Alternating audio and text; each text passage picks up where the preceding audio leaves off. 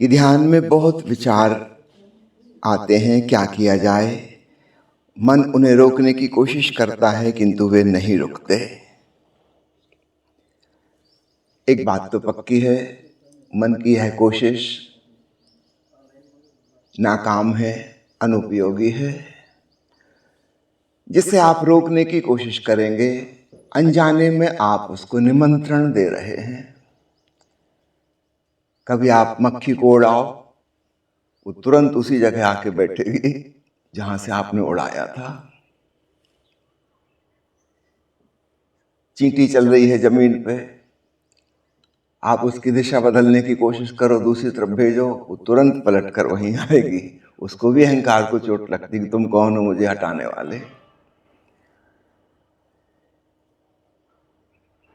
कुत्ते को आप दूर हटाने की कोशिश करो सड़क पे, वो और आपके ऊपर झपट्टा मारेगा।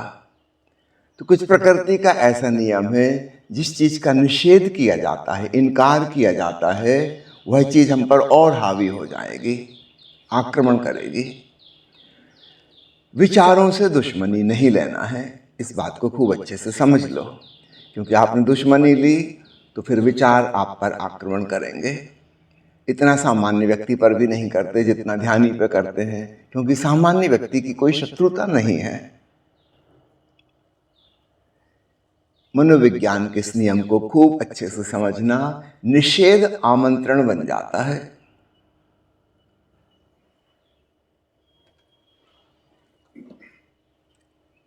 मुल्ला नसरुद्दीन के पास एक युवक आता था और हमेशा कहता था कि आप पहुंचे हुए संत हैं, आपने परम शांति पा ली है, सदा आनंदित दिखते हैं, कृपया मुझे भी कुछ तरकीब बताइए, क्या करूं, मैं बहुत परेशान हूं। अपनी सारी व्यथाएं वो कहता। नसरुद्दीन उसको समझाता साक्षी भाव की बात, कहता कि ये कुछ पल्ले नहीं पड़ती, कुछ सरल सी तरकीब, कुछ मंत्र वगैरह बता दीजिए।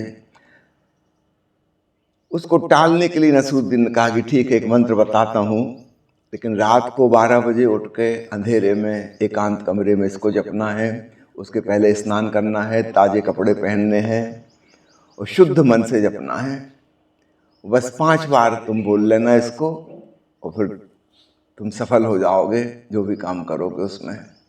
वो युवक तो बहुत प्रसन्न हुआ, एकदम उठ के जाने लगा। नसरुद्दीन करे रुको, कम से कम शुक्रिया तो कहो, जादुई मंत्र तुमको दे दिया, उस कार्य में तो भूल ही गया था, शुक्रिया।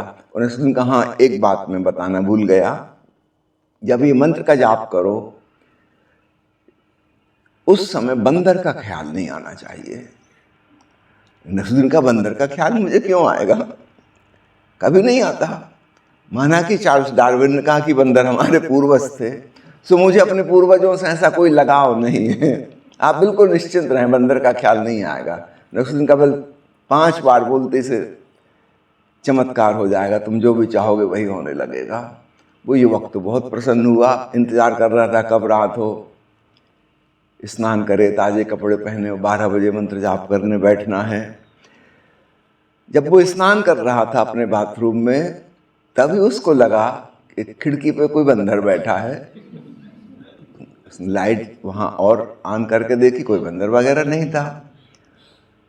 बंदर का ख्याल उसको आ गया, फिर नहाने लगा। फिर उसको लगा कि कोई खटर पटर कर रहा छत पे, कोई बंदर उछल रहा हो जैसे। बेचारा भागा भागा छत पे गया, देखा वहां भी कोई बंदर नहीं है। कहा आज बंदर का ख्याल क्यों आ रहा है। बड़ी मुश्किल हो गई, स्नान करना ही मुश्किल हो गया। किसी प्रकार कपड़े पहने हो, 12 बजे का प्रतीक्षा, अंधेरे कमरा करके मंत्रोच्चार करने बैठ गया। अब तो ऐसा लगा कि कमरे के चारों तरफ बंदर ही बंदर हैं, आवाज भी निकालना बिल्कुल स्पष्ट सुनाई दे रहा है। उसने मंत्र छोड़ा, फिर दरवाजा खोल के देखा, पूरे कमरे का चक्कर लगाया, कहीं कोई नहीं था। फिर जैसे भीतर आया, फिर लगा कि जैसे बंदरों की पूरी सेना आ गई है। कहे भगवान आज ये क्या हो रहा है। 5 बार मंत्र बोलने में मुश्किल से 10 सेकंड लगेंगे, छोटा सा मंत्र है। 10 सेकंड के लिए बंदर गायब हो जाएं तो मैं मंत्र में सफलता सिद्धि हासिल कर लूं। मगर पूरी रात बीत गई, वो संभव ना हो सका। दूसरे दिन थका मांदा नसरुद्दीन के पास पहुंचा, आंखें लाल लाल सूखी फूली हुई आंखें, रात भर नींद ना हुई थी, चेहरा एकदम उदास, थका हुआ, हारा हुआ कि बताओ 5 बार मंत्र भी ना जप पाया।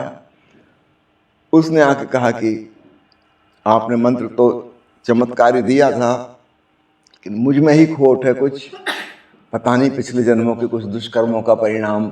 बंदर ही बंदर का ख्याल आता रहा और आज तक कभी नहीं आया। बंदरों से मेरा कोई लेना देना नहीं है। नसरुद्दीन का भाई अब तुम्हारी तुम जानो, मैंने तो बता दिया, तुम पीछे पड़े थे चमत्कारी मंत्र, तुम इसको सिद्ध कर लो बस।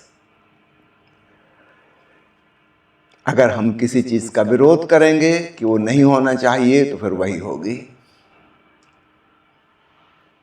और इसलिए अक्सर ऐसा होता है कि अध्यात्म के साधक बड़ी मुसीबत में फंस जाते हैं, संसारियों से भी ज्यादा। संसारी को क्रोध आता है लेकिन वो क्रोध पर क्रोधित नहीं है, कम से कम वो सन्यासी है। उसको जब नाराजगी पैदा होती है तो वो दूसरे पे तो नाराज है ही, वो स्वयं पर भी नाराज है कि मेरे अंदर ये नाराजगी क्यों आई, इसका तो गला घोंट कर रहूंगा। बस वो मुसीबत में फंसा। अब नॉर्मल से भी ज्यादा क्रोध उसके भीतर पैदा होगा। कॉम्प्लिकेटेड हो गया मामला। पहले केवल दूसरों पे क्रोधित होते थे कि उसमें गलती है, अब खुद में भी गलती दिखाई पड़ रही है, अपने ऊपर भी क्रोधित हैं। नहीं, आप भूल कर रहे हैं। सद्गुरु ओशो की देशना विचारों से लड़ने की नहीं है। विचारों को स्वीकार करें। मन की प्रकृति है विचार करना, स्वाभाविक रूप से मन वैसा कर रहा है। आप अन्य चीजों से तो नहीं लड़ते कि सांस क्यों चल रही है, कि हृदय क्यों धड़क रहा है, कि रक्त परिवहन क्यों हो रहा है। आपकी कोई उनसे दुश्मनी नहीं है, तो चुपचाप सब होता रहता है। विचार से आपने दुश्मनी ठान ली, मन में विचार क्यों चल रहे हैं, अब आप फंसे, और ज्यादा विचार चलेंगे।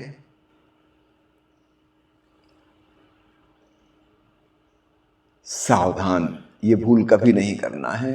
प्रकृति में जो हो रहा है उसका सहज स्वीकार, हाँ सहज स्वीकार के साथ साथ होश की मात्रा बढ़ाएं, साक्षी बने।